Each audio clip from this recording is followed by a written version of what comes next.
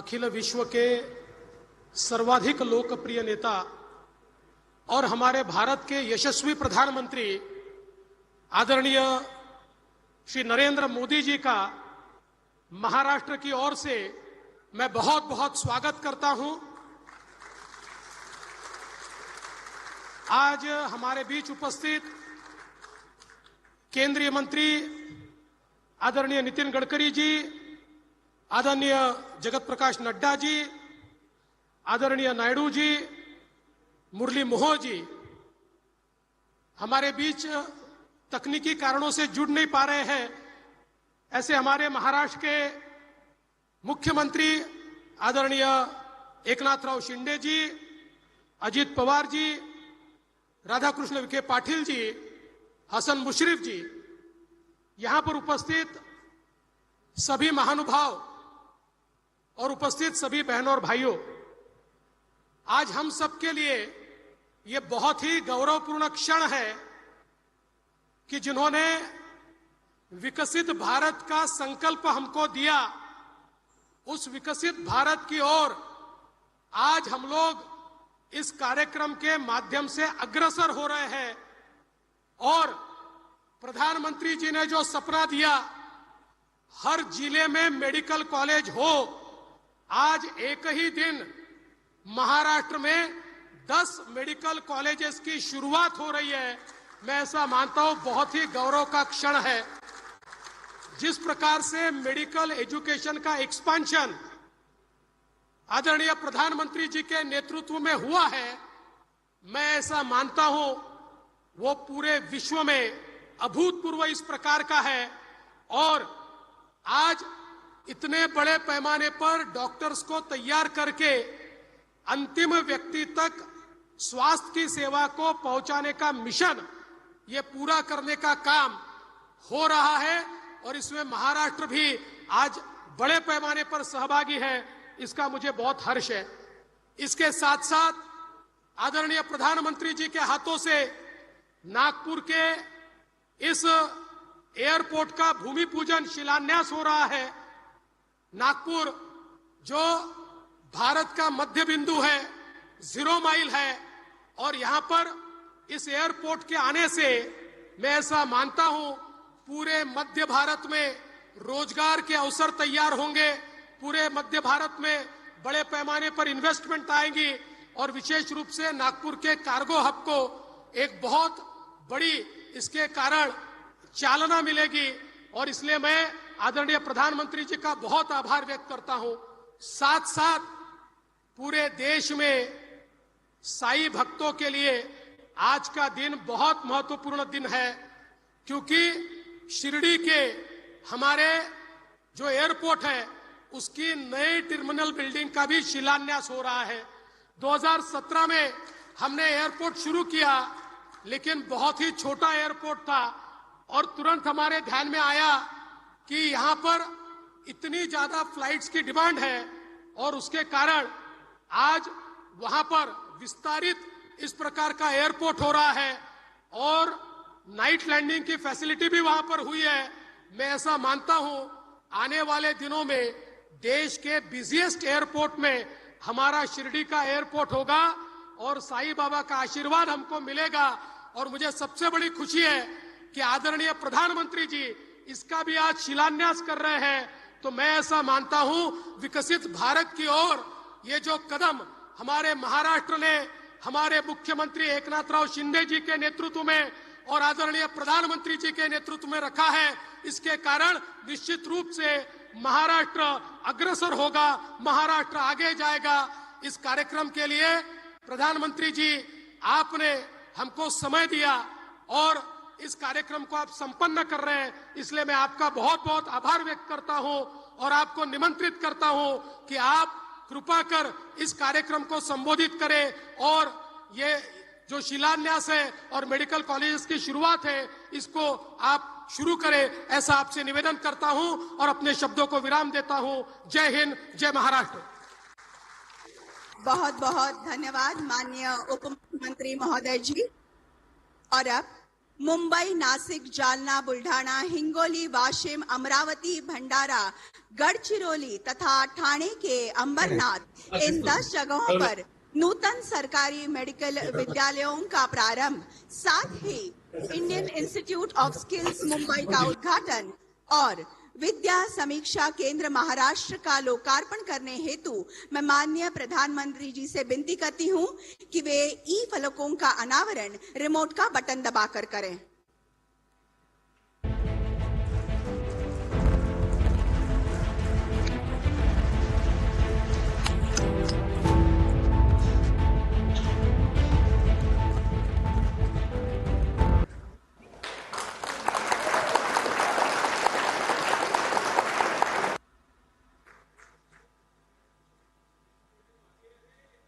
और अब प्रस्तुत है इन परियोजनाओं की जानकारी देती हुई एक लघु फिल्म। मेडिकल एजुकेशन में सीटों की संख्या बढ़ाई जा रही है, वहीं इनमें एडमिशन से लेकर रेगुलेशन तक एक सीमलेस और ट्रांसपेरेंट व्यवस्था बनाई जा रही है। भारत, इस भारत का पिछले 10 सालों में नेतृत्व कर रहे हैं प्रधानमंत्री नरेंद्र मोदी। राष्ट्रीय शिक्षा नीति की प्राथमिकता है भारत के हर युवा को समान शिक्षा मिले, शिक्षा के समान अवसर मिले।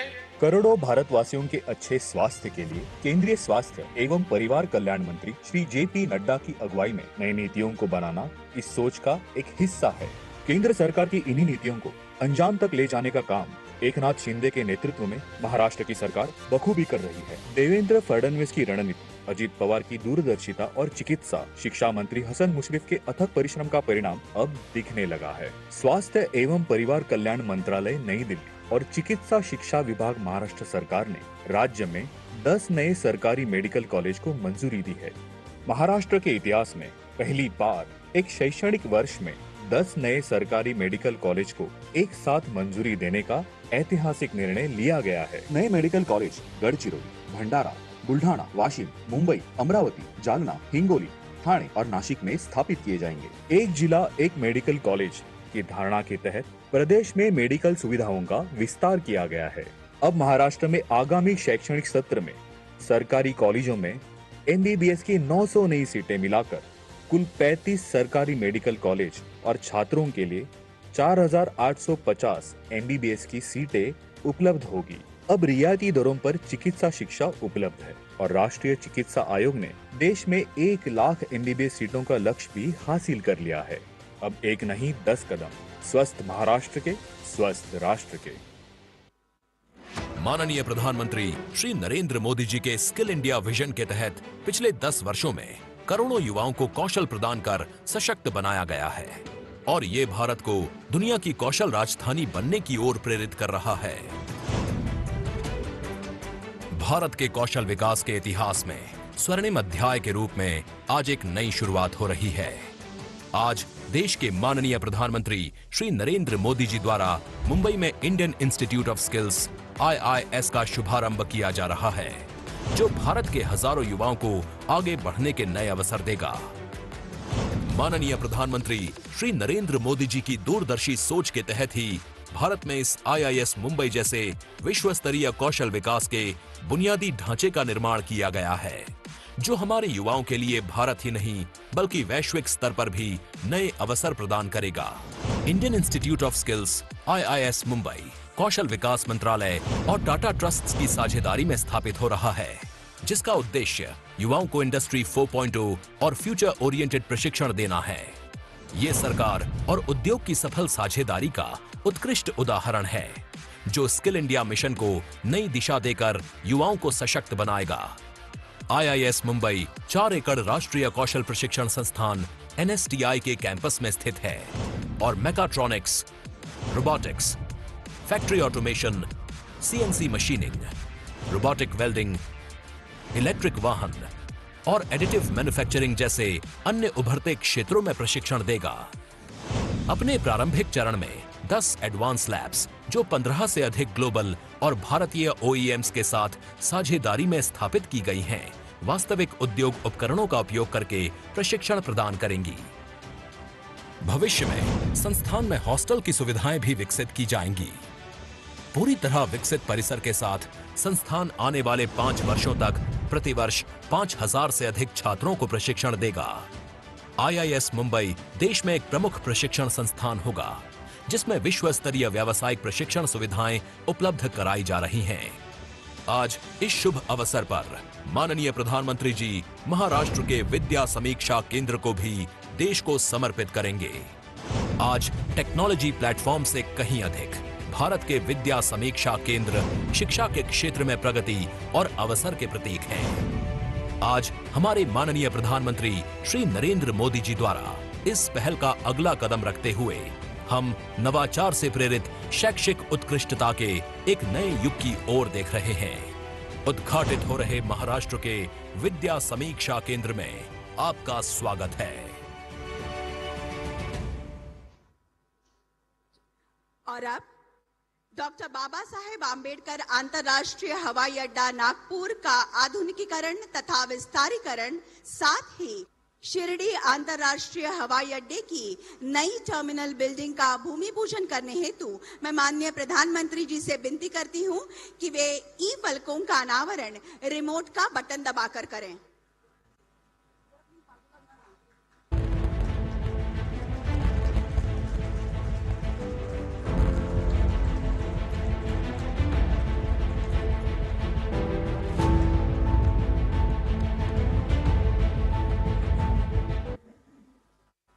और अब इन परियोजनाओं पर आधारित एक लघु फिल्म चलेगी।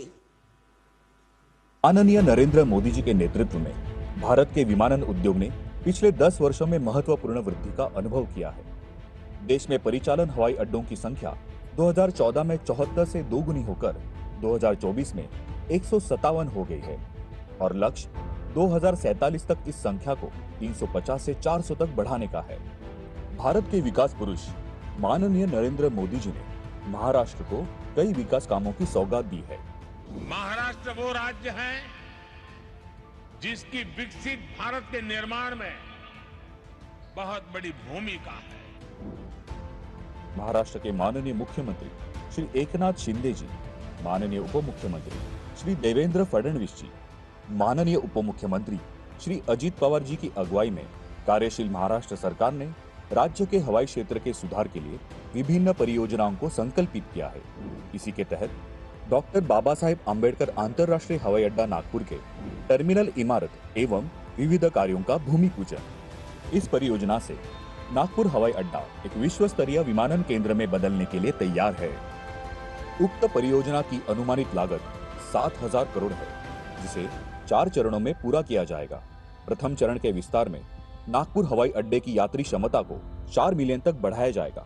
भविष्य में इसे 30 मिलियन यात्रियों की क्षमता तक बढ़ाने की योजना है और कार्गो हैंडलिंग क्षमता को वर्तमान स्तर से 4 गुना बढ़ाकर 20,000 टन तक बढ़ाने की योजना है।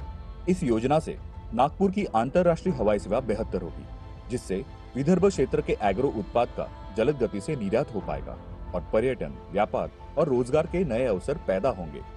शिरडी अंतर्राष्ट्रीय हवाई अड्डा नई एकीकृत टर्मिनल इमारत भूमि पूजन। हवाई मार्ग से शिरडी में आने वाले पर्यटकों की संख्या को देखते हुए शिरडी हवाई अड्डा विकसित करने के लिए MADC द्वारा नए टर्मिनल इमारत विकसन की योजना प्रस्तुत है। कुल 645 करोड़ की लागत से बनने वाली न्यू इंटीग्रेटेड टर्मिनल बिल्डिंग का कुल क्षेत्र 54,000 स्क्वायर मीटर होगा। इस परियोजना से देश विदेश से आने वाले यात्रियों को अंतर्राष्ट्रीय मानक सुविधाओं के साथ सुखद यात्रा का अनुभव मिलेगा। शिरडी में धार्मिक पर्यटन को बढ़ावा मिलेगा और स्थानीय लोगों के रोजगार निर्माण में वृद्धि होगी। इन परियोजनाओं से हवाई क्षेत्र के उत्थान के साथ विकास की ऊंची उड़ान भरने के लिए महाराष्ट्र राज्य तैयार है। बेहद पेशकीमती मूल्य की सौगात आज माननीय प्रधानमंत्री महोदय जी ने हमें दी। हम उनके प्रति आभार प्रकट करते हैं और अब महाराष्ट्र के मुख्यमंत्री माननीय श्री एकनाथराव शिंदे जी हमें माणगाव रायगढ़ से संबोधित करेंगे। नमस्कार। आजच्या विमानतळ आणि मेडिकल कॉलेजच्या लोकार्पण भूमिपूजन प्रसंगी उपस्थित देशाचे लोकप्रिय आणि यशस्वी और जिनकी लोकप्रियता आसमान को छू रही है, ऐसे हमारे आदरणीय प्रधानमंत्री नरेंद्र मोदी जी का मैं महाराष्ट्र की जनता की ओर से हृदय से स्वागत करता हूं, उनका अभिनंदन करता हूं। आज उपस्थित राज्यपाल सीपी राधाकृष्णन जी है, केंद्रीय मंत्री गडकरी जी है, वाहतूक मंत्री नायडू जी है, हमारे उप मुख्यमंत्री देवेंद्र जी है, अजीत दादा जी है, सभी अन्य हमारे मंत्रीगण, सांसद और विधायक, सभी लोगों को मैं शुभकामनाएं देता हूं। और सबसे पहले हरियाणा में मिली शानदार जीत के लिए मोदी जी का मैं बहुत बहुत अभिनंदन करता हूं। सचमुच जीत हो तो ऐसी हो। एग्जिट पोल के आंकड़े देखकर कांग्रेस के लोग जलेबी बांटने लगे थे, उनके मन में लड्डू फूट रहे थे, लेकिन आखिरकार उनके अहंकार का गुब्बारा हरियाणा की जनता और मोदी जी ने फोड़ दिया। इसलिए मैं फिर एक बार धन्यवाद देता हूं। मोदी जी भारत के मन की बात जानते हैं। मोदी जी भारत के जनमन में समाये हुए हैं। जब भी विकास की बात होती है तो बस मोदी जी की बात होती है और मोदी जी की याद आती है। आज नागपुर में स्थित doctor Baba Saheb Ambedkar international airport और शिरडी एयरपोर्ट के इंटीग्रेटेड टर्मिनल का भूमि पूजन आदरणीय मोदी जी के कर कमलों से हो रहा है। महाराष्ट्र के विभिन्न जिलों में स्थित गवर्नमेंट मेडिकल कॉलेज का भी उद्घाटन हो रहा है। महाराष्ट्र मेडिकल शिक्षा में अव्वल स्टेट बनते जा रहा है। इस उपलब्धि के लिए मैं केंद्र सरकार को, आदरणीय मोदी जी को बहुत बहुत धन्यवाद देता हूं। सबका साथ सबका विश्वास, इसी मंत्र के साथ मोदी जी ने काम शुरू किया। हमारे लिए यह मंत्र एक मार्गदर्शक दीप स्तंभ की तरह है। मोदी जी का साथ, मोदी जी का विश्वास ही हमारी सफलता का मंत्र है। महाराष्ट्र में विकास का यह पर्व लाने के लिए हमें उन्होंने हमेशा सहयोग दिया है, हमारा मार्गदर्शन किया है।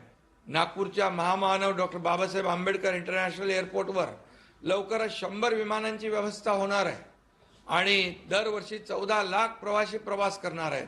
9 लाख मेट्रिक टनाची माल वाहतूक शक्य होणार आहे। नागपूर विमानतळाच्या विस्तारामुळे विदर्भ हे आंतरराष्ट्रीय व्यापार, उद्योग आणि तंत्रज्ञानाचं केंद्र होण्यास मदत होणार आहे। त्यातून अधिक परकीय गुंतवणूक भारताकडे येईल, मोठ्या प्रमाणात रोजगार निर्मिती होऊन त्याचा देशाच्या विकासाला हातभार लागेल। साईबाबांच्या पदस्पर्शाने पावन झालेल्या शिर्डीला आंतरराष्ट्रीय स्तरावर महत्व आहे। संपूर्ण देशातून, जगभरातून साई भक्त शिर्डीला येतात। आध्यात्मिक दृष्ट्या एक तीर्थस्थळ म्हणून जग शिर्डीकडे पाहते आणि आपण इथे 650 कोटी खर्च करून एकीकृत टर्मिनल उभारतो आहोत। शिर्डीतलं पर्यटन त्यामुळे वाढेल, रोजगार आणि सेवा संधी वाढेल। 55 कोटी रुपये खर्च करून शिर्डी विमानतळावर कार्गो कॉम्प्लेक्स उभारलं जात आहे। शिर्डी आणि आसपासच्या शेतकऱ्यांना त्यामुळे व्यापाराची संधी उपलब्ध होणार आहे। महाराष्ट्रात आता एमबीबीएसच्या सर्वात जास्त जागा आहेत। देशातील सर्वाधिक मेडिकल कॉलेजेस महाराष्ट्रात आहेत। 2014 पूर्वी देशामध्ये फक्त 387 मेडिकल कॉलेज होती। आता गेल्या 10 वर्षात ती संख्या 706 वर गेलेली है। मेडिकल कॉलेज बढ़ गए और एयरपोर्ट पहले 2014 से पहले 74 थे, उसमें और 75 की बढ़ोतरी होकर अब 150 के पार हमारे एयरपोर्ट गए हैं। केंद्रातील सशक्त सकारात्मक धोरणामुळे शक्य झालेलं आहे। एकाच दिवशी 10 मेडिकल कॉलेजचं उद्घाटन हा एक रिकॉर्ड है और महाराष्ट्र हमेशा रिकॉर्ड करने की आदत महाराष्ट्र को है। आपके मार्गदर्शन में विकास आणि लोककल्याणकारी निर्णयामध्येही महाराष्ट्राचे विक्रम केलेत। राज्यातील 12 कोटी जनतेसाठी 5 लाख रुपयापर्यंतचा आरोग्य विमा काढणारं महाराष्ट्र हे देशातील पहिलं राज्य आहे आणि म्हणून डबल इंजिन सरकारमुळे गेल्या 2 वर्षात या कामांना वेग आलाय। विकासाचे कुठलेही काम आम्ही आदरणीय मोदीजींकडे घेऊन गेलो ते कधी ना म्हणाले नाही। त्यांच्या डिक्शनरीमध्ये नो आणि नाही हा शब्द नाही आणि म्हणून त्यांना मी मनापासून धन्यवाद देतो। मैं और एक खुश खबर आज याद देने जा रहा हूं। हमारे नवी मुंबई इंटरनेशनल एयरपोर्ट से अगले 2-3 दिनों में सुखोई फाइटर टेक ऑफ करने वाला है। हम सभी का मानना है कि मोदी जी खुद सुखोई से भी बड़े फाइटर है। सारे विरोधी से वो अकेले फाइट करते हैं और अकेले जीतते, और इसलिए उनका फाइटर प्लेन 140 करोड़ जनता के मन में लैंड कर चुका है। मोदी जी इस देश को हवाई जहाज की स्पीड से आसमान की ऊंचाई पर लेकर जा रहे हैं। मां जगदम्बा की कृपा से हमारे देश को ऐसा नेता नसीब हुआ है। इसके लिए हरियाणा में मिले शानदार जीत के लिए मैं उनका फिर से एक बार हार्दिक अभिनंदन करता हूं। मैं जीत को महाराष्ट्र में भी दोहराने और मोदी जी को शानदार जीत का तोहफा देने का वादा करता हूं। धन्यवाद। जय हिंद, जय महाराष्ट्र। धन्यवाद माननीय मुख्यमंत्री महोदय जी। और अब भारत के प्रधानमंत्री माननीय श्री नरेंद्र मोदी जी से मैं सविनय प्रार्थना करती हूं कि आज के इस अत्यंत आनंद के तथा महत्वपूर्ण अवसर पर वे अपनी ओजस्वी वाणी तथा बहुमोल विचारों से हमें अनुग्रहित करें।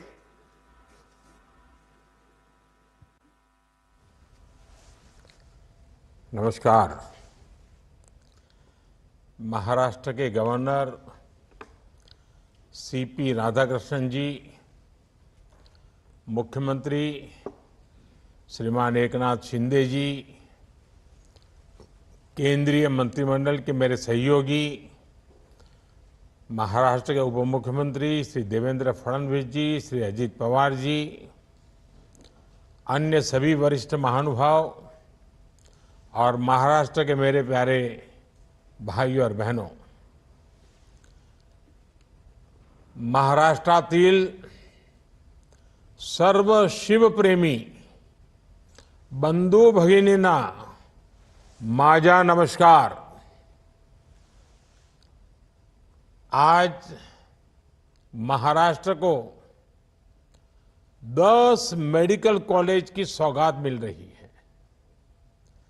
नागपुर एयरपोर्ट के आधुनिकीकरण और विस्तार का काम, शिरडी एयरपोर्ट के लिए एक टर्मिनल बिल्डिंग का निर्माण, आज इंफ्रास्ट्रक्चर से जुड़े इन 2 अहम प्रोजेक्ट्स का शिलान्यास भी हुआ है। मैं इन सभी विकास कार्यों के लिए महाराष्ट्र के लोगों को बहुत बहुत बधाई देता हूं। अभी पिछले हफ्ते ही मैं ठाणे और मुंबई गया था। यहां मेट्रो समेत 30,000 करोड़ के प्रोजेक्ट्स के शुभारंभ का अवसर मुझे मिला।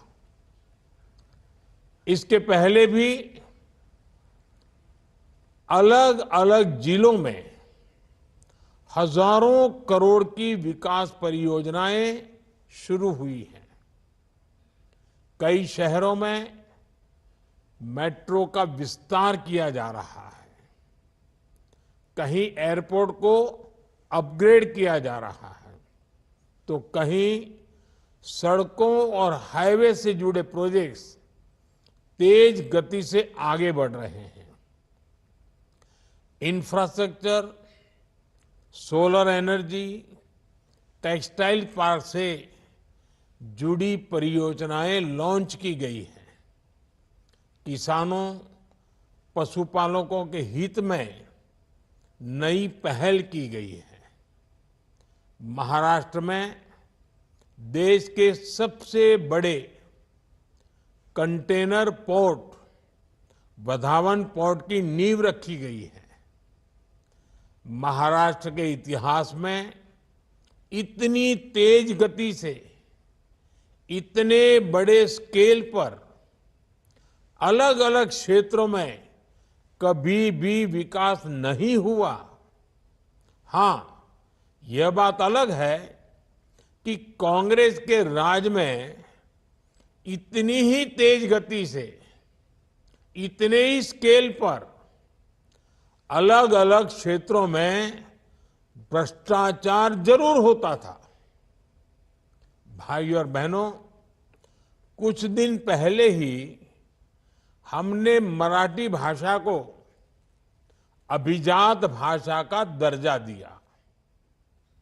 जब एक भाषा को उसका गौरव मिलता है, तब सिर्फ शब्द नहीं बल्कि पूरी पीढ़ी को नए बोल मिलते हैं। करोड़ों मराठी माणूस का दशकों पुराना सपना पूरा हुआ। महाराष्ट्र के लोगों ने जगह जगह इसकी खुशी मनाई। आज महाराष्ट्र के गांव-गांव से मुझे खुशी के संदेश भी भेज रहे हैं। महाराष्ट्र के लोग अपने संदेशों में मराठी को अभिजात भाषा का दर्जा देने के लिए मुझे ढेर सारे धन्यवाद दे रहे हैं। लेकिन मैं बताना चाहता हूं, ये काम मैंने नहीं, आप सबके आशीर्वाद ने किया है। महाराष्ट्र के विकास का हर प्रयास छत्रपति शिवाजी महाराज, बाबा साहब आंबेडकर, ज्योतिबा फुले, सावित्रीबाई फुले जैसी विभूतियों के आशीर्वाद से हो रहा है। साथियों, अभी कल ही हरियाणा और जम्मू कश्मीर के चुनाव परिणाम आए हैं। हरियाणा ने बता दिया है देश का मूड क्या है, मिजाज क्या है। 2 बार कार्यकाल पूरा करने के बाद लगातार तीसरी बार चुनकर आना ऐतिहासिक है। कांग्रेस का पूरा इकोसिस्टम, अर्बन नक्सल का पूरा गिरोह जनता को गुमराह करने में जुटा था। लेकिन कांग्रेस की सारी साजिशें ध्वस्त हो गई। उन्होंने दलितों के बीच झूठ फैलाने की कोशिश की, लेकिन दलित समाज ने इनके खतरनाक इरादों को भांप लिया। दलितों को एहसास हो गया कि कांग्रेस उनका आरक्षण छीनकर अपने वोट बैंक को बांटना चाहती है। आज हरियाणा के दलित वर्ग ने बीजेपी को रिकॉर्ड समर्थन दिया है।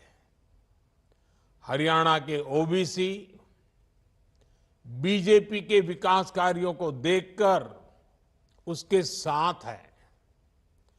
कांग्रेस ने किसानों को भड़काया, लेकिन किसानों को पता है कि उसे फसलों पर एमएसपी किसने दी। हरियाणा के किसान बीजेपी की किसान कल्याण योजनाओं से खुश है। कांग्रेस ने युवाओं को टारगेट किया और अलग अलग तरीके से उन्हें भड़काने की कोशिश की, लेकिन हरियाणा के नौजवान, हमारी बहनें, बेटियां अपने उज्जवल भविष्य के लिए भाजपा पर ही भरोसा कर रहे हैं। कांग्रेस ने सारे हथकंडे अपनाए, लेकिन हरियाणा की जनता ने दिखा दिया वो अब कांग्रेस और अर्बन नक्सल के नफरती षड्यंत्रों का शिकार नहीं होने वाले। साथियों, कांग्रेस हमेशा बांटो और सत्ता पाओ के फॉर्मूले पर चली है। कांग्रेस ने बार बार ये सिद्ध किया है कि वो एक गैर जिम्मेदार दल बन गया है। वो अभी भी देश को बांटने के लिए नए नए नैरेटिव गढ़ रही है। कांग्रेस समाज को बांटने का फॉर्मूला लाती रहती है। कांग्रेस देश के मतदाताओं को गुमराह करने से बाज नहीं आ रही। कांग्रेस का फॉर्मूला साफ है कि मुसलमानों को डराते रहो उनको भय दिखाओ, उनको वोट बैंक के कन्वर्ट करो और वोट बैंक को मजबूत करो। कांग्रेस के एक भी नेता ने आज तक कभी नहीं कहा कि हमारे मुस्लिम भाई बहनों में कितनी जातियां होती हैं। मुस्लिम जातियों की बात आते ही कांग्रेस के नेता पर मुंह पर ताला लगाकर बैठ जाते हैं। लेकिन जब भी हिंदू समाज की बात आती है तो कांग्रेस उनकी चर्चा जाति से ही शुरू करती है। कांग्रेस की नीति है हिंदुओं की एक जाति को दूसरी जाति से लड़ाओ। कांग्रेस जानती है कि जितना हिंदू बटेगा उतना ही उसका फायदा होगा। कांग्रेस किसी भी तरीके से हिंदू समाज में आग लगाए रखना चाहती है ताकि वो उस पर राजनीतिक रोटियां सेकती रहें। भारत में जहां भी चुनाव होते हैं वहां कांग्रेस यही फॉर्मूला लागू करती है।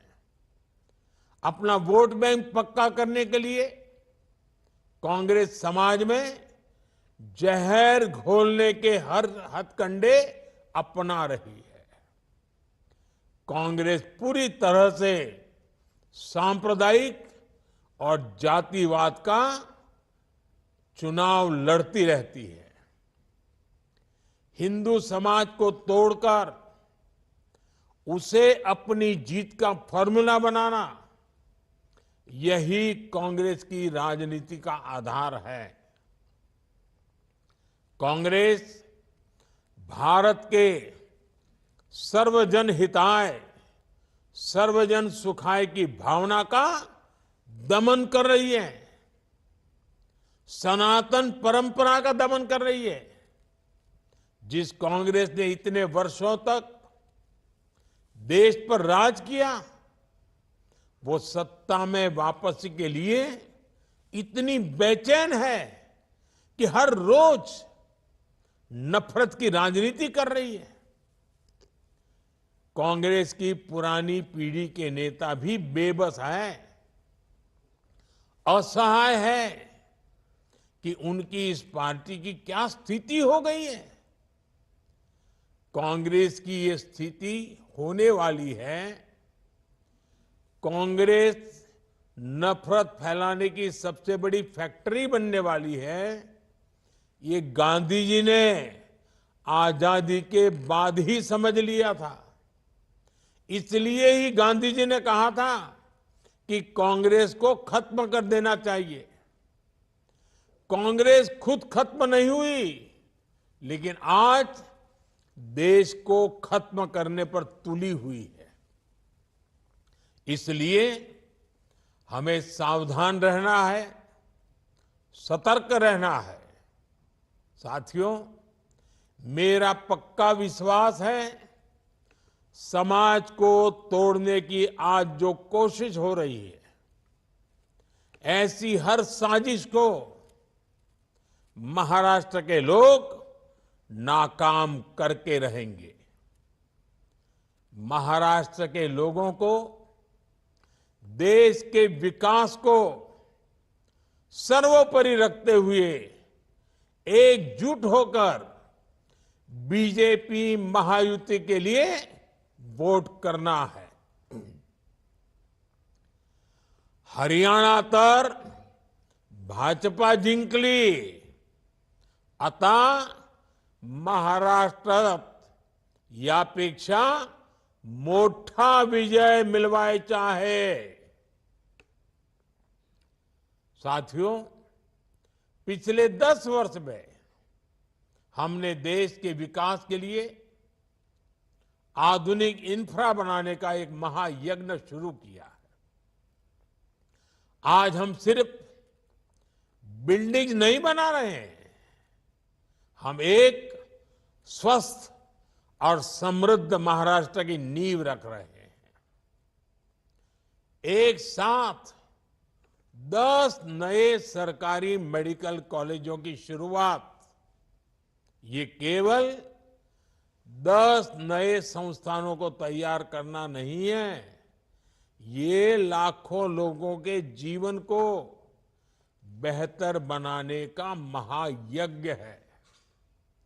ठाणे, अंबरनाथ, मुंबई, नासिक, झालना, बुल्ढाना, हिंगोली, वाशिम, अमरावती, भंडारा और गढ़चिरौली, ये मेडिकल कॉलेज इन सभी जिलों में और आसपास के क्षेत्रों में लाखों परिवारों की सेवा का केंद्र बनेंगे। इनके चलते महाराष्ट्र में 900 मेडिकल सीटें बढ़ रही है। अब महाराष्ट्र में मेडिकल सीटों की संख्या लगभग 6000 हो जाएगी। इस बार लाल किले से देश ने संकल्प लिया है कि मिडिल क्लास में मेडिकल लाइन में 75,000 नई सीटें जोड़ी जाएगी। आज का ये आयोजन इसी दिशा में भी बड़ा कदम है। साथियों, हमने मेडिकल शिक्षा को सुलभ बनाया है। इससे महाराष्ट्र के युवाओं के लिए नए अवसरों के दरवाजे खुल गए हैं। हमारे गरीब और मध्यम वर्ग के ज्यादा से ज्यादा बच्चे डॉक्टर बने, उनका सपना पूरा हो, ये हमारी सरकार की प्राथमिकता है। एक समय में इस तरह की पढ़ाई के लिए मातृभाषा में किताबें ना होना भी बड़ी चुनौती थी। हमने महाराष्ट्र के युवाओं के हितों को ध्यान में रखते हुए ये भेदभाव भी खत्म किया है। अब महाराष्ट्र के युवा मराठी भाषा में मेडिकल की पढ़ाई कर पाएंगे। मराठी भाषा में पढ़कर वो डॉक्टर बनने का सपना पूरा करेंगे। साथियों, जीवन को आसान बनाने का हमारा प्रयास गरीबी के खिलाफ लड़ाई का बहुत बड़ा माध्यम है। कांग्रेस जैसी पार्टियों ने तो गरीबी को अपनी राजनीति का ईंधन बना रखा था, इसलिए वो गरीब को गरीब बनाए रखती थी। लेकिन हमारी सरकार ने एक दशक के भीतर भीतर 25 करोड़ लोगों को गरीबी से निकाला है और देश में स्वास्थ्य सेवाओं का कायाकल्प इसका एक बड़ा आधार बना है। आज हर गरीब के पास मुफ्त इलाज के लिए आयुष्मान कार्ड है। अब सभी देशवासियों में जो भी 70 के ऊपर के हैं, अब 70 साल की उम्र के बुजुर्गों को भी मुफ्त इलाज मिल रहा है। जन औषधि केंद्रों पर बेहद कम कीमत पर जरूरी दवाइयां मिल रही है। हार्ट मरीजों के लिए स्टेंट 80-85% तक सस्ते किए गए हैं। हमने कैंसर के इलाज के लिए जरूरी दवाइयों के लिए उसके दाम भी कम किए हैं। सरकारी मेडिकल कॉलेजों और अस्पतालों की संख्या बढ़ने से भी इलाज सस्ता हुआ है। आज गरीब से गरीब देशवासी को मोदी सरकार ने सामाजिक सुरक्षा का मजबूत कवच दिया है। साथियों, दुनिया किसी देश में तभी विश्वास करती है जब वहां का युवा आत्मविश्वास से भरा होता है। आज युवा युवा भारत का आत्मविश्वास भारत के उज्जवल भविष्य की नई कहानी है। दुनिया के बड़े बड़े देश आज भारत को मानव संसाधन के बड़े केंद्र के रूप में देख रहे हैं। हमारे युवाओं के पास पूरी दुनिया में शिक्षा, स्वास्थ्य से लेकर सॉफ्टवेयर तक हर क्षेत्र में अपार अवसर है। इसलिए हम अपने युवाओं को ग्लोबल स्टैंडर्ड के मुताबिक स्किल्ड बना रहे हैं। आज हम महाराष्ट्र में विद्या समीक्षा केंद्र जैसे प्रकल्प भी शुरू कर रहे हैं। आज हमने मुंबई में इंडियन इंस्टीट्यूट ऑफ स्किल्स का शुभारंभ भी किया है। इसमें युवाओं को फ्यूचर ओरिएंटेड ट्रेनिंग मिलेगी, उनके टैलेंट को बाजार की डिमांड के मुताबिक आगे बढ़ाया जाएगा। हमारी सरकार ने युवाओं को पेड इंटर्नशिप देने की शुरुआत भी की है। भारत के इतिहास में पहली बार इस तरह की पहल हुई है। अब युवाओं को 5,000 रुपये इंटर्नशिप के तौर पर मिलेंगे। मुझे खुशी है कि हजारों कंपनियां इस अभियान में जुड़ने के लिए युवाओं को इंटर्नशिप में मदद करने के लिए रजिस्ट्रेशन करा रही है। इस पहल से युवाओं की नींव मजबूत होगी, उनको नया अनुभव मिलेगा और उनके लिए नए अवसरों की राह आसान होगी। भाइयों और बहनों, युवाओं को लेकर भारत जो प्रयास कर रहा है उसके परिणाम भी लगातार सामने आ रहे हैं। आज हमारे एजुकेशन इंस्टीट्यूट्स दुनिया के टॉप इंस्टीट्यूट्स की बराबरी कर रहे हैं। अभी कल ही वर्ल्ड यूनिवर्सिटी रैंकिंग आई है। इस रैंकिंग के अनुसार भारत में युवाओं के लिए उच्च शिक्षा की, रिसर्च की क्वालिटी बदल रही है।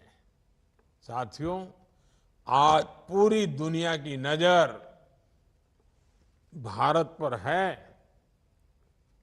भारत दुनिया की 5वीं सबसे बड़ी अर्थव्यवस्था बन चुका है।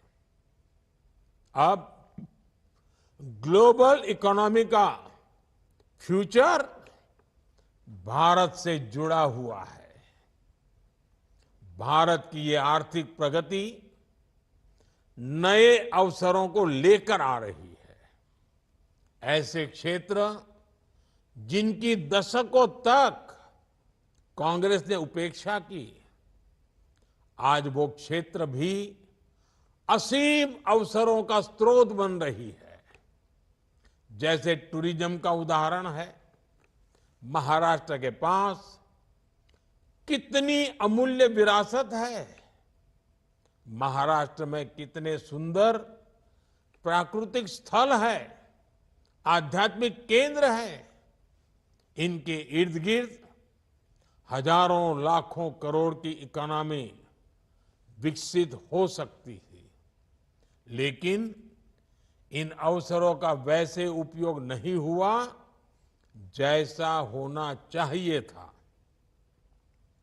कांग्रेस को न विकास से मतलब था, न विरासत से मतलब था। हमारी सरकार में विकास भी है, विरासत भी है।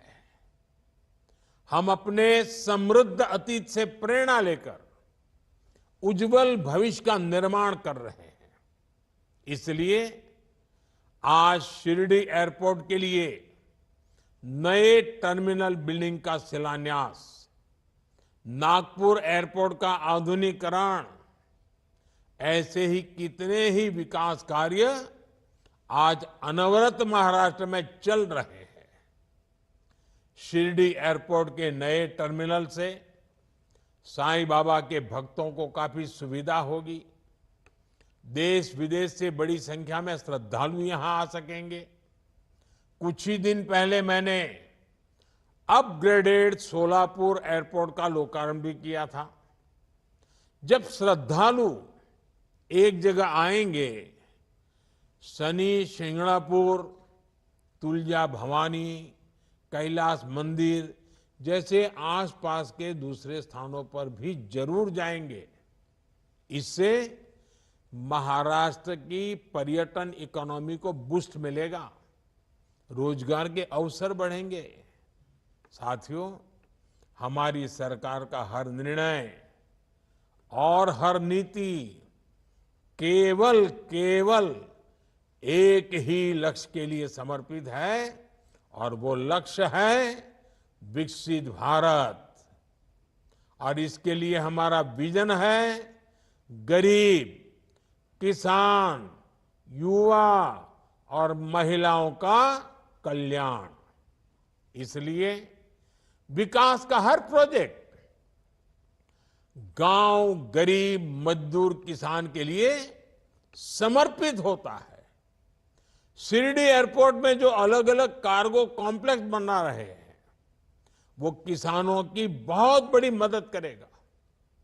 इस कॉम्प्लेक्स के द्वारा विभिन्न प्रकार के कृषि उत्पादों को देश और विदेश में भेजा जाएगा। इसका फायदा शिरडी, लासलगांव, अहिल्यानगर और नासिक के किसानों को होने वाला है। ये किसान प्याज, अंगूर, सहजन, अमरूद और अनार जैसे उत्पादों को बड़े बाजार तक आसानी से पहुंचा सकेंगे। भाइयों और बहनों, हमारी सरकार किसानों के हित में लगातार जरूरी कदम उठा रही है। हमने बासमती चावल पर न्यूनतम निर्यात मूल्य को खत्म कर दिया है। गैर बासमती चावल के निर्यात पर प्रतिबंध भी हटा दिया गया है। पर बॉइल्ड चावल पर निर्यात शुल्क भी आधा हो गया है। महाराष्ट्र के किसानों का मुनाफा बढ़े, इसके लिए सरकार ने प्याज पर लगने वाले एक्सपोर्ट टैक्स को भी आधा कर दिया है। हमने खाद्य तेलों के आयात पर 20% टैक्स लगाने का फैसला किया है।